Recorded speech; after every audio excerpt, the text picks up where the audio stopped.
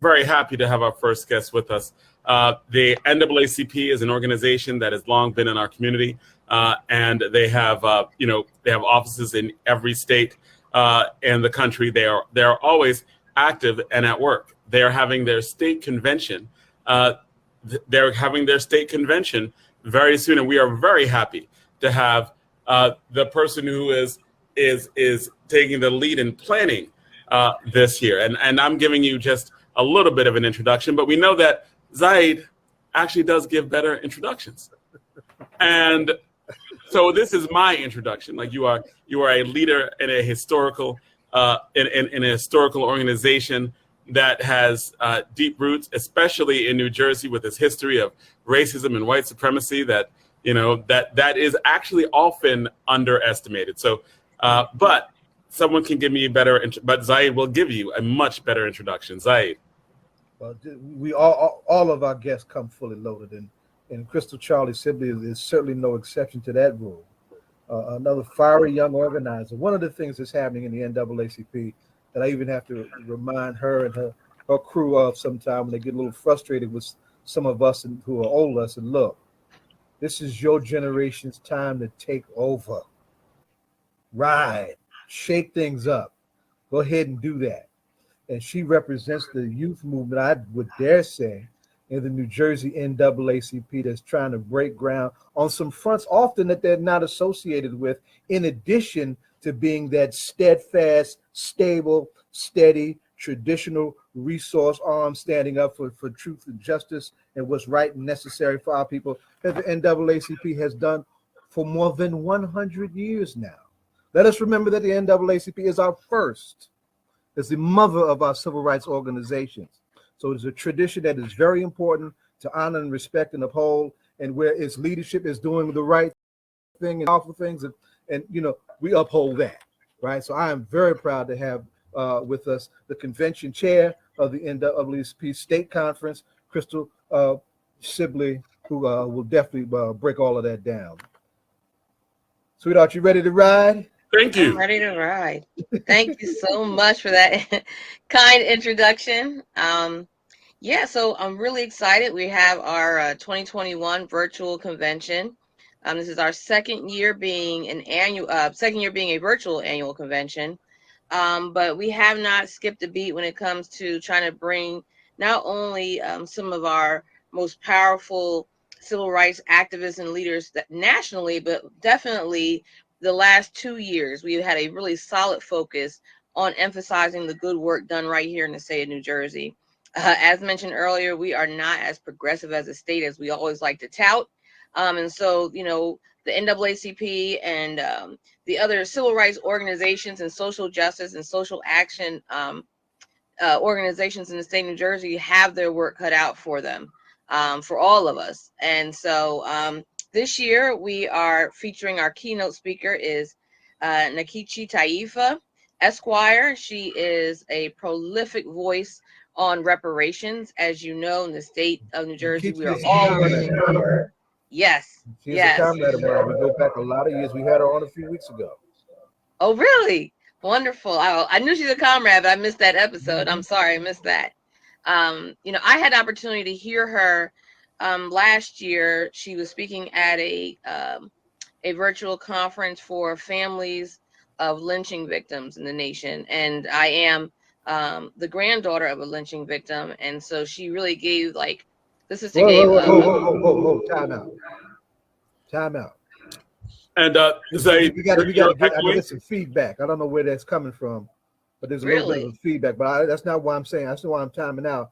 I just heard this young lady said that she is the granddaughter of a lynching in her family. We got to put a pin in that and talk about that for a second, because not too many folks her age walking around are that cognizant of how real that is a factor in our lives.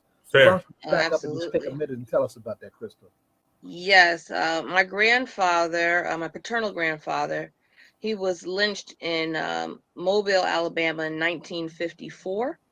And at that time, as I've done a little more research on it, I know that the NAACP down there did try to look into it. And of course, it was written off as a suicide attempt, but that's pretty hard to do when you are hanging from a tree and your hands and feet are tied. So, that is something that, has, carried on in our family story, where it has definitely impacted, obviously, the first generation, directly under my grandfather. In fact, it was his children who found him hanging from the tree.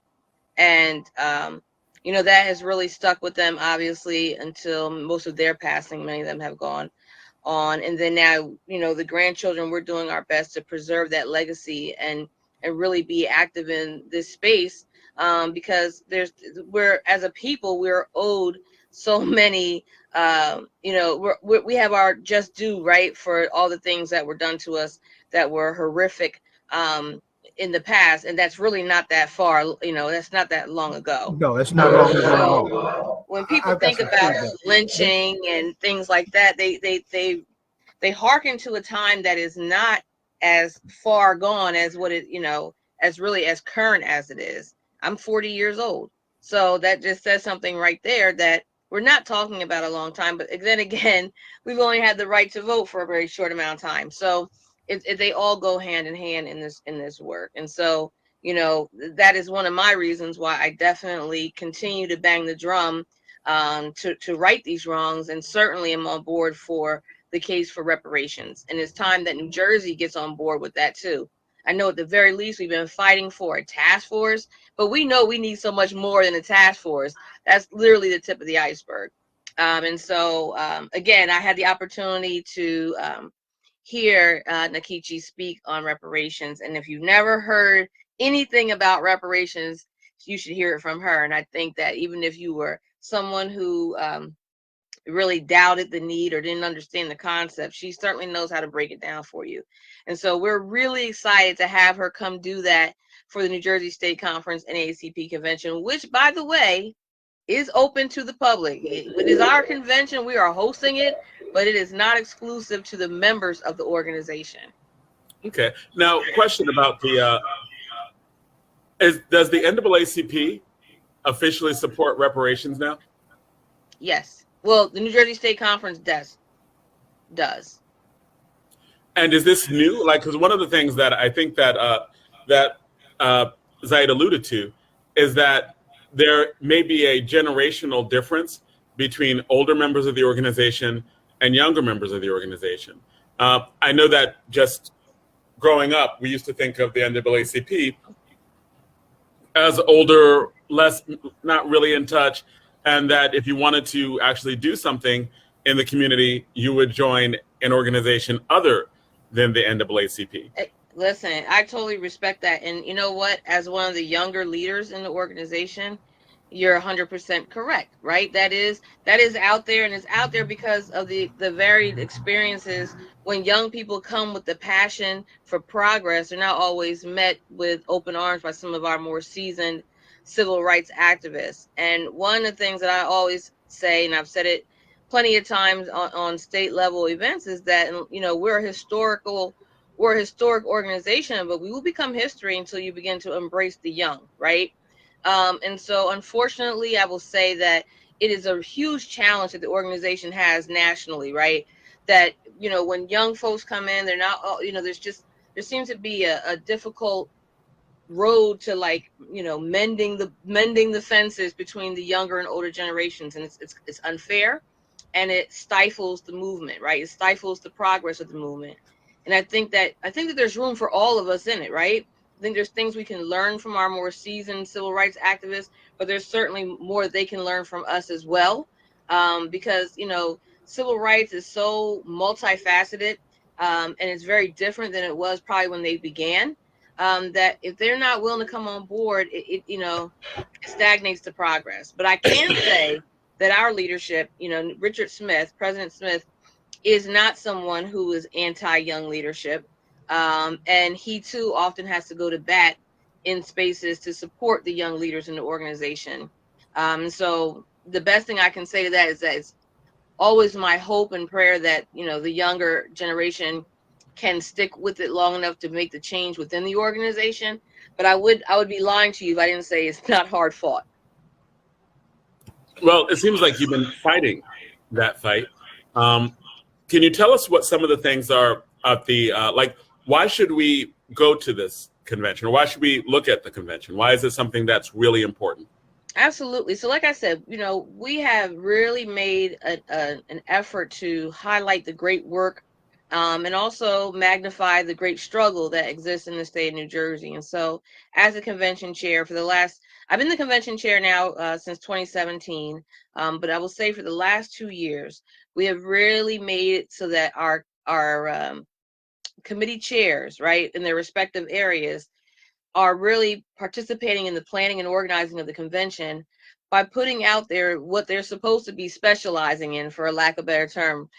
So our health chair, she's very much on it. She keeps the state conference current with things like Black maternal health and infant mortality, Black maternal mortality in New Jersey, obviously COVID-19 and the disparate ways that it's affected our community.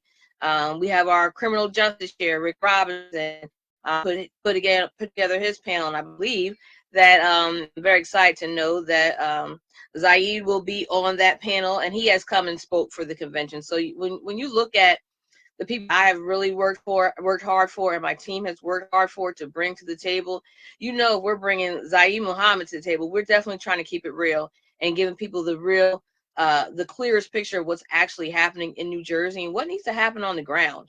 And quite frankly, some people are not ready for that and haven't been ready each year. But while I'm still sitting here, they're going to have to get ready, because that's what we're doing. So why tune in? We're going to cover what's happening locally. And I say locally, I mean statewide. I mean, we all know the national struggles, the national things that we see happen as a result of systemic racism, but we're trying to correct these problems right here in New Jersey.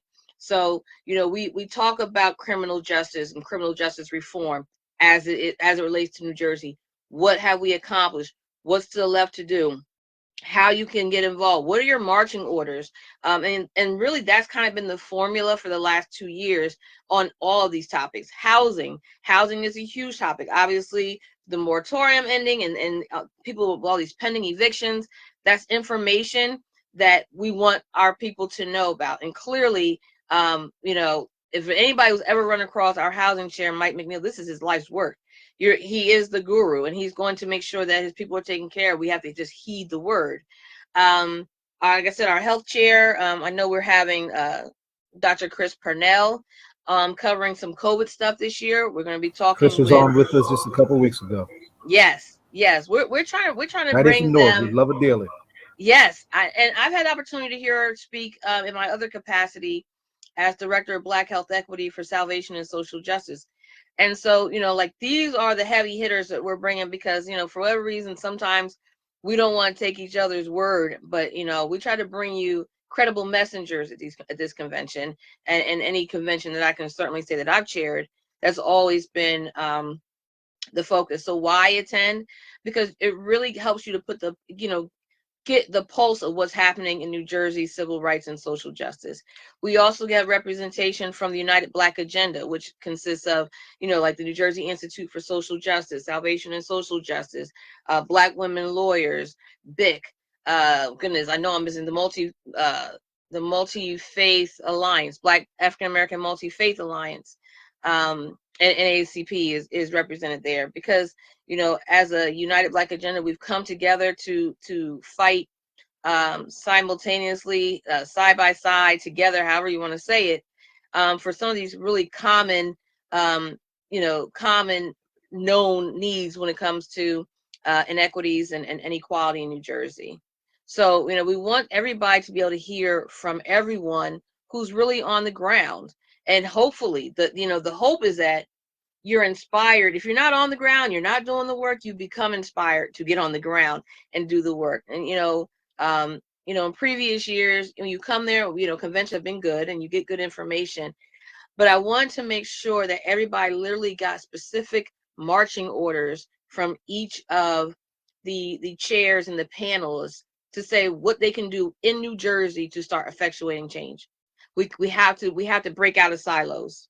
And that leads me to the next question that I have, because you have the convention, people talk, and then they go home.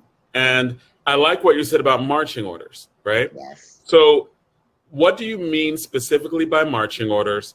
And are politicians and activists who can actually affect change also going to be there? Like, if there's some link between the talk about the policy and the people who could actually get it done?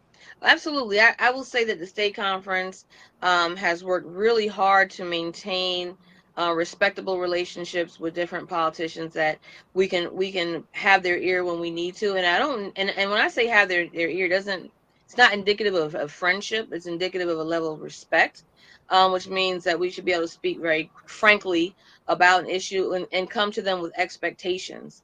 I know for one thing, I'm the immediate past president of the Southern Burlington County NAACP, and Charley-Sibley, my husband, is now the current president.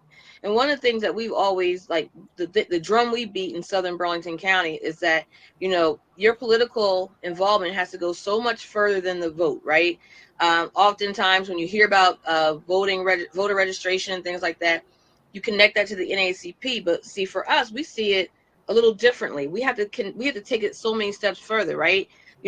Our expectation in Southern Burlington County is that you're attending your council meetings, you're attending your school board meetings, you're present and you're participating. And when someone is not representing you and not representing your expectations, then our expectation is that you play your part in the political role and vote them out, right? And that is irrespective of party or color.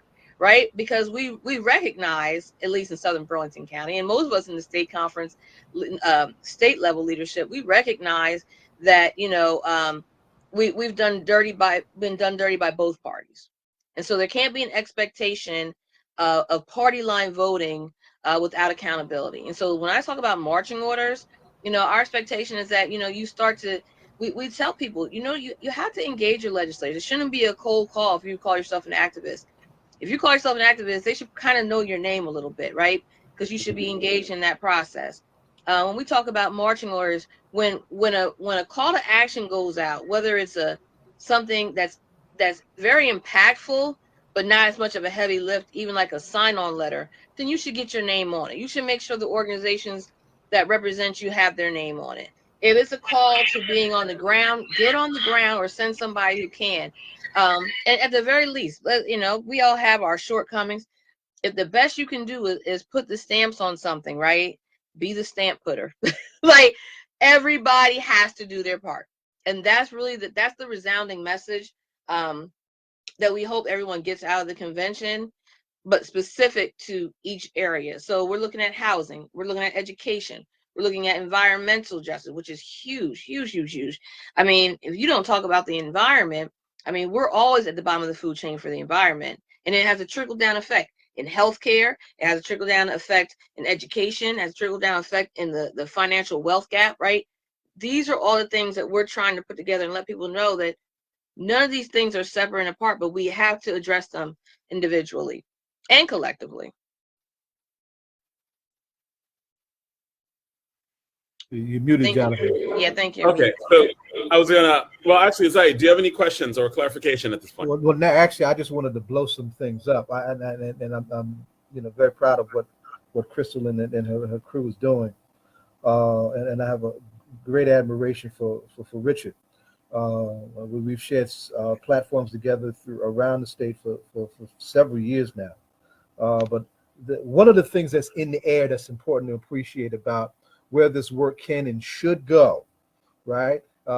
Beyond their organization and their organization using the convention to bring folks together, it's the question of a united front, right? Something that Malcolm always talked about, and Mary brought it to us when he was with us in Newark. And as we try and get some key things done at a very dangerous crossroads time in this country's history, right?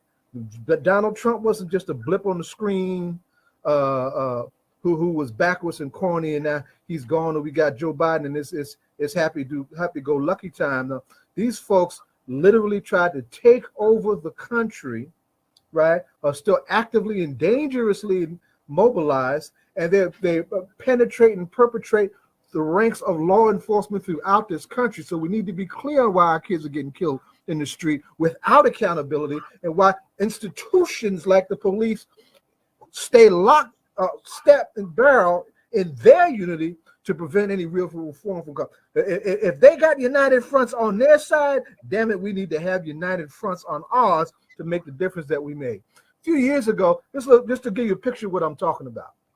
In the last several years, since Crystal has been convention chair, for instance, right? National main guest speaker, Bobby Seale. Who is Bobby Seale? The chairman of the Black Panther Party. Now, when Bobby was setting the party off in the early 60s, that was unheard of. That they would be getting down like that. There was a big divide within the movement between those forces. But here we are in century 21 at another pivotal crossroads that I hope folks really appreciate how serious it is. Our folks are coming together. Ilyasa Shabazz, Fania Davis. Some strong voices have come through from the other stream of struggle that you would associate with, right?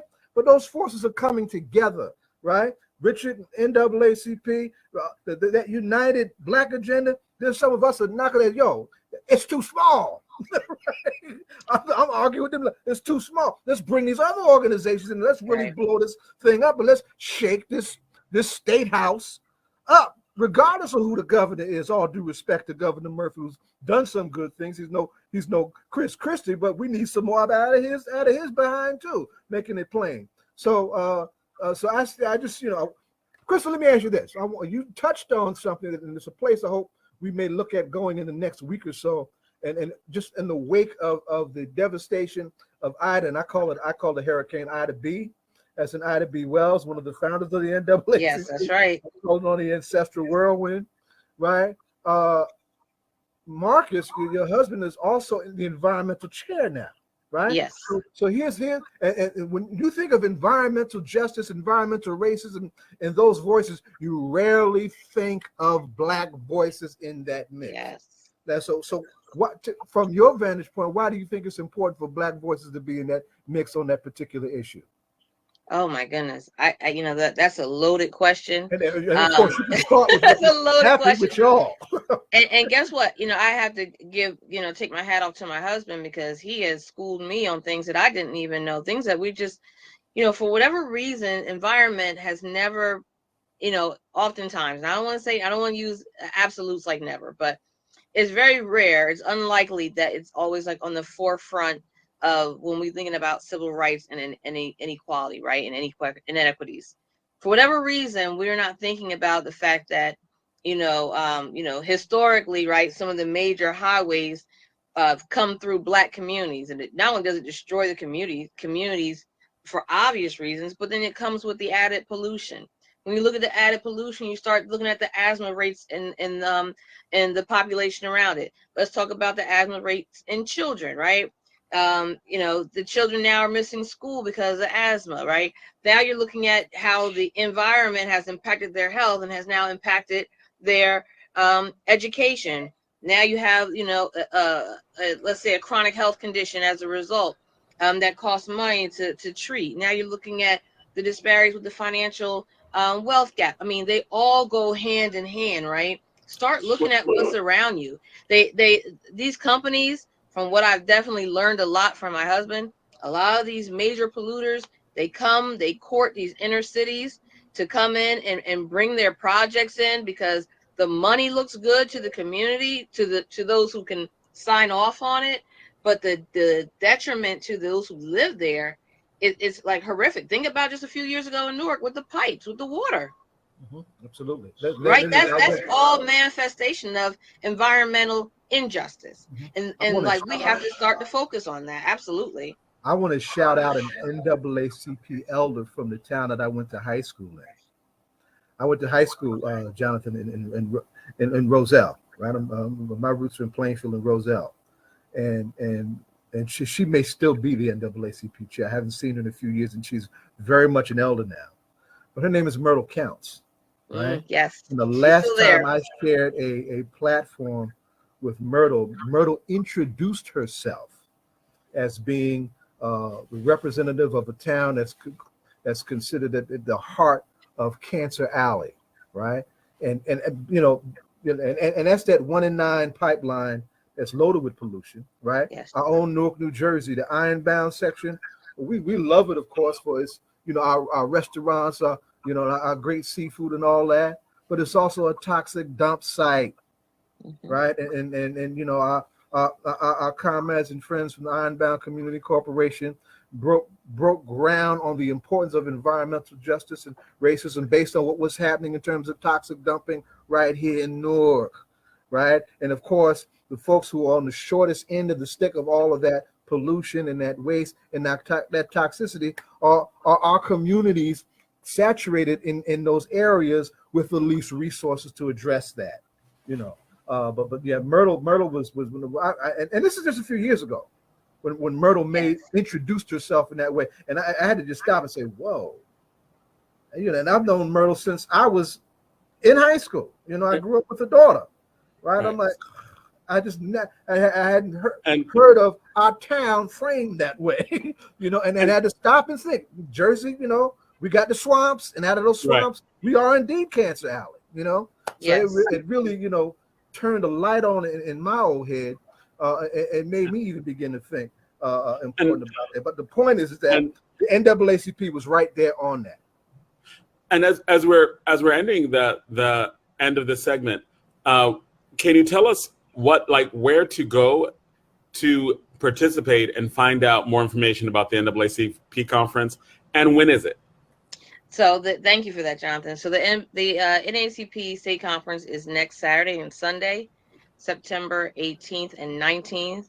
And you can go to njscconvention.org, N as in New Jersey, NJ, New Jersey State Conference, njscconvention.org. And is it virtual or is it? It is virtual. I'm going to put that up on our screen as we're talking, so our folks can get that. And is it all weekend? Are there times is it Friday, Saturday all day? Is it? It's Saturday, Sunday, and Saturday pretty much ends around 6 p.m. starting around 10 a.m. The beginning session is just the general business of the organization, like our plenary. And people are welcome to attend that, but only the delegates really participate in just voting on different things that we have to pass within the organization. And then from 10 a.m. to 6 p.m. is all the public portion of the convention. Okay. And Sunday runs about the same time, 10 a.m. to a little less than 6 o'clock. I think we're looking at around 4 o'clock to end on Sunday. Okay, great. Go ahead, Jonathan. I'm sorry. No, I was going to get ready to ask the last question. Quiet as it's kept. Folks look at me, they don't think of me being on this kind of space. But All Politics Are Local is the #1 hip hop talk show in the country, right? There it is. So the magic question that every single guest gets at the end of their interview is this very important, groundbreaking, eye-lifting, head-turning question. Who is your favorite hip-hop artist or group, or who are you rocking right now? Oh, okay. That's 2 questions. Of all time and who am I rocking right now, or is that the same question? You can answer either. It's your choice. Yes. Oh, gosh. So you gave me multiple options. Okay.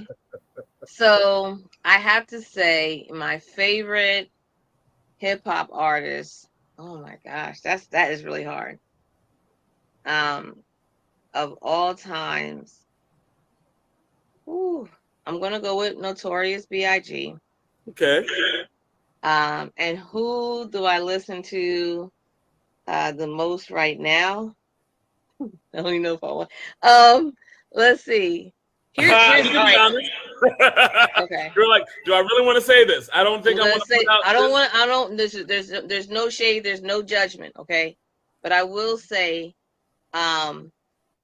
my favorite artist who I listen to the most now, and I find her to be empowering. I know that some people may find some of what she says to be controversial, but everybody got to tap in their own stuff. But I do like Megan Thee Stallion. Okay. So she debated for Texas Southern. So she's really smart. She was a former college debater at Texas Southern. Debated apparently for one of the great all-time coaches Robert Freeman. So she's a good lyricist. choice. She's a true lyricist. And like her, I'm an HBCU grad. So Okay. I rocks with Megan Thee Stallion. Well, glad to have you on, and Zaid, and having you talk about the NAACP and the convention and how, because a lot of times we think of the NAACP, we think like much older, right? Yeah. So it's really refreshing, like young and really trying to be out front on a lot of issues that they need to be out on. So thank you so much for coming on. And Thanks for having me. Oh, we're gonna have you on again as well. Yes. Your sister, listen, Karen just gave you a shout out. Principal Kafele is always listening. Amina Bay just gave us a shout. So folks are listening, they're paying attention. They just raise up the shout outs. Thank you all. Peace and blessings.